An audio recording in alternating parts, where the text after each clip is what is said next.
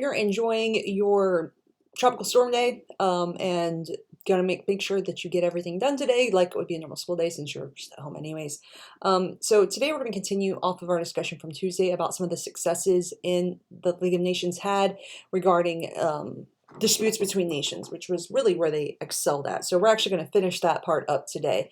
So first up, we're going to talk about, we've already talked about some of the things from yesterday with like the Åland Islands and whatnot, but now we're going to move on to Upper Silesia in 1921. So basically, you had Upper Silesia was divided between Germany and, or it was actually part of Poland, but there was a question of the people there really wanted to be German. Some of them really wanted to be German. So there was disputes between Germany and Poland over who would control this land. And you had the issue of the people that lived there wanting to, or are also involved and really wanting to have a say here. So the League of Nations gets involved and they decide that they're going to divide Upper Silesia between Germany and Poland.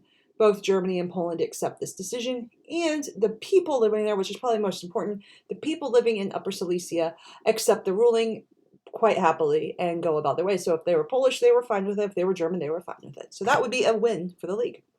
Next up is a border dispute between Yugoslavia and Albania, which also took place in 1921. This border dispute between the two countries actually resulted in an invasion of Albania by Yugoslavia. Once the League of Nations sent some people there to investigate what was happening, they ruled that they ruled in favor of Albania and ordered that Yugoslavia leave the disputed border region, and that disputed border region belonged to Albania. So Yugoslavia gets very upset with this. They're not happy that they lost this ruling, but the key thing is here, they accept the decision by the League of Nations. So in other words, it's a success. Next up, we have Memel, which was actually, up in that Baltic region. If I can get this right. Well, Memel in 1923. Basically, this area was controlled by the League of Nations. It was a port.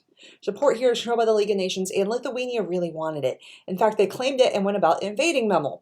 Once the League of Nations investigated, they decided that Lithuania could control the land around the port, but the port of Memel itself was an international zone, meaning that Lithuania was the only one that could use it. Everybody had access to it, but Lithuania could keep the areas around it.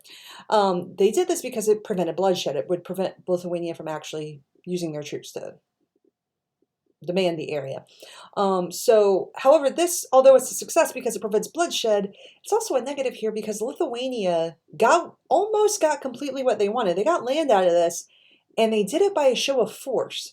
So basically, the argument here is that Lithuania was a little forceful and kind of forced the League of Nations to give them almost everything they wanted. So while it's a win, there's also a big negative there and potential issue maybe in future years.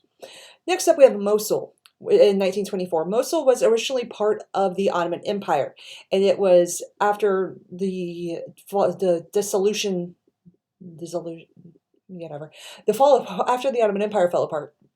The League of Nations put it with Iraq, and Iraq was controlled by Great Britain at this time.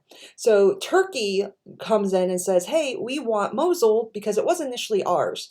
And the significance of Mosul is that a lot of oil was found there. So it's a very oil-rich region. So the League of Nations investigates, and they're like, you know what? This area was given to Iraq. This part stays with Iraq, meaning Great Britain has access to this oil. So this, of course, upsets Turkey a bit, but they accept the decision of the League of Nations because, it was already part of Iraq before the oil was discovered there. So Turkey didn't really have much of a leg to stand on, so to speak, regarding that. And next up, and finally, we have a Greece and Bulgaria border dispute in 1925. In this one, Greece decided they were disputing about where their border was at, so Greece goes about and invades Bulgaria. Bulgaria moves its troops to the border with Greece. And Bulgaria does this and makes it very clear they're doing this as a protection of their border. They are not trying to engage Greece in war. They are simply protecting their border, and they actually are hoping that the League of Nations gets involved. They're very publicly announcing their trust that the League will handle this dispute. And the League does. They go in, they investigate, and in fact what they do is they order Greece to withdraw their troops from the region and pay compensation to Bulgaria. So Bulgaria wins out on this. Of course, Greece is not happy, but they accept the decision. The border dispute is resolved with Bulgaria getting to keep that land, and Greece actually being punished by the League for this show of force by invading Bulgaria. So that's it for the successes of the League of Nations regarding collective security and their involvement in border disputes. So you have an activity today. I believe it's a discussion board. Go ahead and work on that. I will be available if you send any message through Schoology until about 3:45, like a normal school day. So if you have any questions, comments, or concerns, feel free to reach out. Otherwise, have a good day.